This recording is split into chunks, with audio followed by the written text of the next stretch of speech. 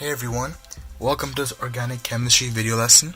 My name is Krithik, and in today's lesson we're going to be focusing on amides. By the end of this video, you'll be able to identify the amide functional group, accurately name amides, draw amides, such as like the line diagrams and structural diagrams, understand reactions with amides, and also the practical everyday uses of amides. We all love chocolate. It makes us feel so good. Give a kid a bowl of veggies and they cry, but give that same kid some chocolate and their faces light up. But why does chocolate make us feel so happy? Well, let's take a closer look at a particular molecule found in all chocolate. And the molecule in question is anandamide. So clearly by the name you can tell that it's an amide. And the thing that's so special about this molecule is that it is your body's natural antidepressant, as some researchers say. This is produced naturally in your brain, but is also found in chocolate, which is why when you eat chocolate, you feel instantly happier. Now, let's investigate further and truly understand what amides are. So what is an amide? An amide functional group looks like this. So you have a carbon double bonded to an oxygen attached to a nitrogen group that is NH2. Now this particular example is a primary amide, and the reason it's a primary amide is because this nitrogen is attached to only one carbon. But if you look at the example below, this is a secondary amide, and it's a secondary amide because this nitrogen is attached to two carbons, one here and then the other one here. And similarly, this last type of group is called tertiary amides. The nitrogen is attached to three other carbons. Now, when you're looking for an amide functional group in a molecule, you're really looking for this particular set of atoms. So a carbon double bonded oxygen and a nitrogen. Don't confuse this for a carboxylic acid or an amine because they do look very similar. For example, a carboxylic acid has the formula of this. So as you can see, this is pretty similar to that. So just don't confuse carboxylic acids and amides. And also don't confuse amides with amines, which is just the nitrogen without the carbon double bonded to an oxygen. So don't confuse amides with carboxylic acids and amines. When naming amides, there are some general steps that you should be following. First, you should identify and number the parent chain. The numbering part is very important. Amides are considered a primary functional group, so as such, usually start numbering from the amide. So the amide gets carbon 1. Then you want to identify the type of bond. So if it's if they're all single bonds, if there's a single bond, double bonds, triple bonds. After that, you want to identify any side groups, and then at the end you want to add the suffix amide. So now let's look at some examples. In this first example here, let's identify the parent chain. So the parent chain would be here, 1, 2, 3, 4, and notice how I'm numbering. I'm numbering so that the amide gets the lowest number, and it has number 1 here. So since there are 4 carbons in the parent chain, that gives me bute. Since they're all single bonds, that gives me a last name of ane. And now I'm going to look for any side groups. So I notice that right here we have a side group of methyl, and it's on the 3rd carbon, so that's 3 methyl. And I know that there's an amide, so I'm just going to write amide here just for future reference. And now it's kind of like a puzzle. I've got all these pieces of information. The name of this compound would be 3 methyl. I got that from here. 3 methyl, and then I write bute, and I drop the E because A is a vowel, so 3 methyl butan amide. So that's how you name amides. Now let's look at the next example. I'm going to number the parent chain. I see that I have 6 carbons, so that's hex. They're all single bonds, so ane, hexane. I have a substituent here, and I also have one here. So I have a methyl group on the 5th carbon, so 5 methyl, and I also have a methyl group on the nitrogen. So what we do in this case is we just treat N as a number. So we just write N methyl, and we also know that this is an amide, as you can see here. So amide.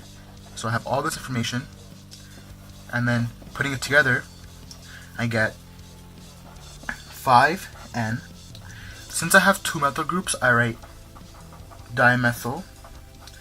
Since there are 6 carbons, this is hex, and remember, you have to drop the E because A is a vowel, so hexanamide. So this molecule is 5N-dimethylhexanamide. In this example, I've already numbered the parent chain, so this is N-methylbutanamide. In our last example, we have a methyl group on the third carbon. This is 3-methyl, and there's 4 carbons, so butanamide. But wait, this is the same thing as the first example. So what this means is that there are many ways to represent amides. This is a line diagram, and this is a complete structural diagram. So even though they seem pretty different, it's actually the same molecule, so just be aware of that. There are many ways to represent organic molecules. And just a little side note, I wrote the chemical formulas for each of these molecules, and what you notice is that every single amide in the chemical formula will have NO, which is pretty obvious because that's what characterizes an amide in the first place. So yeah, just keep that in mind. So when drawing amides, my best approach is to break the name down like it's a puzzle. So in this example, what I usually do is I look at the first part of the molecule, and in this example we have NN-dimethyl. So that means that there are 2 methyl groups attached to the nitrogen. Then I look at the second part, I have prop-an, meaning that there's 3 carbons, and they're all single bonds, and then amide, which is the amide functional group. So to draw this, what I would do is I would just draw a carbon chain of 3 carbons, all single bonds, so 1, 2, 3. And then, since I know that it's an amide, I will draw that functional group, so the double bonded oxygen and the nitrogen. And then the first part of this molecule tells me that there's 2 methyl groups attached to the N. So that's a methyl group, and that's a methyl group. And then you can draw the lone pair if you want, and you can even number your chain, just for clarity purposes. So that's how I draw amides. Now let's look at another example. We're going to be drawing octane diamide. Now we've never seen this diamide before, but basically what the diamide means is that there's an amide on both ends of the molecule. So what that means when we draw it out is we're going to have a carbon chain of 8 carbons, so 1, 2, 3, 4, 5, 6, 7, 8, and on the ends we're going to have our amide group. So there's 1, and our second one will be right here, and H2. So what the diamide basically means is that there's an amide functional group on both ends of the molecule. For our last example, let's draw N-butyl and propyl pentanamide.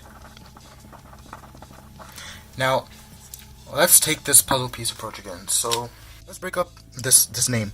So here we can see that we have a butyl group on the nitrogen, and then we have a propyl group on the nitrogen also.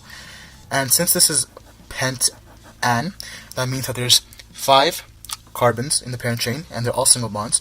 And this amide suffix means, again, that there's an amide functional group in the molecule. So if we were to draw this out, we would have a 5 carbon parent chain, so 1, 2, 3, 4, 5, right? And then you would have the amide functional group, double bond oxygen, attached to nitrogen.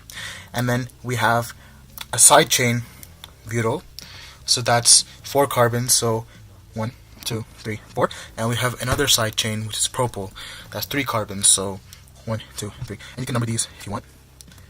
And this will be 1, 2, 3, 4, 5. So just by breaking up the name and tackling the name like a puzzle, you can easily draw the molecule. So general properties of amides. Amides have a higher melting point than alcohols and boiling point than alcohols because they can participate in hydrogen bonding. So here's a little diagram to showcase that. So there's an attraction between the lone pair of the oxygen and this hydrogen, and that causes hydrogen bonding. And because of this, they have a higher melting point and boiling point. Most amides are solids at room temperature, and amides of 5 carbons or less are soluble in water. So to really understand this, I have ethanamide here and octanamide. So for ethanamide, the polar part of this molecule is dominant because it's the bigger part. So what this means is that ethanamide will dissolve in water because you can dissolve polar solutes in polar solvents like dissolves like. Whereas for actinamide, the non-polar part of the molecule is dominant because there's more of it, right? So since the non-polar part is dominant, this will actually not dissolve in water. And the general rule is that if you have an amide of 5 carbons or less, it will be soluble in water. Now, how do you actually make an amide? So to make an amide, you take a primary or secondary amine, react it with a carboxylic acid, and that produces an amide plus water. Now note that you can't use tertiary amides because there are no hydrogens available to react. So you can only use a secondary or primary amine. And this reaction requires heat to push the reaction forward. So an example of this reaction can be seen here. These reactions are called condensation reactions. So in this example we have ethanoic acid plus ammonia. Well, amines are all derivatives of ammonia, so that's why this is suitable. So you have ethanoic acid plus ammonia to make ethanamide in water, and you can really see where the water comes from, and that's hence why it's called a condensation reaction. And you can see it follows the same format. We have an amine plus a carboxylic acid to produce an amide. Now in the second example, we have pentanoic acid and N-propylbutanamine. N-propylbutanamine is a secondary amine, and pentanoic acid is obviously a carboxylic acid. And you can really see how you have this OH here and this hydrogen here, how these come together to give you the water. And your other product is your amide. So in this case, our product is N-butyl N-propylpentanamide. And you can really see where that comes from. Just imagine taking this part of the molecule and adding it to this part of the molecule. That's how you get this. In terms of other reactions involving amides, we're going to be covering the most important type of reaction regarding amides, which is a hydrolysis reaction. So essentially what we're doing is we're reversing the synthesis of amides. So in the synthesis of amides, we had a primary and secondary amine plus carboxylic acid to produce amide in water. Well, in this case, we're just going in the opposite direction. We have an amide to produce carboxylic acid and amine. And this requires acidic or basic conditions. So in the general format, you can see how we have the amide and the acidic conditions to produce carboxylic acid and amine. And an example of this can be seen here. We have an amide, which is N-butyl N-methylpentanamide. We have acidic conditions in water, and this produces carboxylic acid and amine. So that's the major type of reaction that we see involving amides.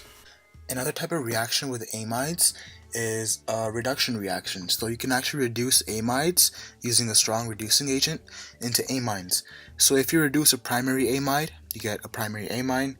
A secondary amide is reduced to a secondary amine, and so on and so forth. All this theoretical knowledge about amides is cool and all, but it's of no use if we actually can't find practical examples of amides in everyday life. So the first example is piperine. So this molecule is what actually makes black pepper spicy. So this gives black pepper its pungency, and you can actually see the amide functional group right here. And our next example is caffeine. So caffeine, we all love our caffeine. We all drink coffee and tea, and in the caffeine molecule, you can actually see 2 amide functional groups, which is pretty cool. And lastly, we have acetaminophen, which is found in Tylenol. And actually, if you look on the Tylenol box, it actually says acetaminophen right there. So pretty cool to know. And again, we can see the amide functional group found right there. Another neat application of amides is actually in energy drinks. So if you look in the ingredients list of any energy drink, you'll usually see an amide. So in this case, I saw niacinamide. What you're looking at right now is footage of a comet in space taken by the Rosetta Space Probe. The probe also took some measurements and found 16 organic compounds. Of those 16, one of them was acetamide. Now, why is this relevant? Well, the amide functional group can be found in peptide bonds, and peptide bonds are so important because they're the backbones of all proteins. So basically, without amides, life as we know it would be totally different. The fact that 16 organic compounds were discovered on this comet is big, because this gives more evidence to the panspermia theory, and I'll have a definition of the theory on the screen right now.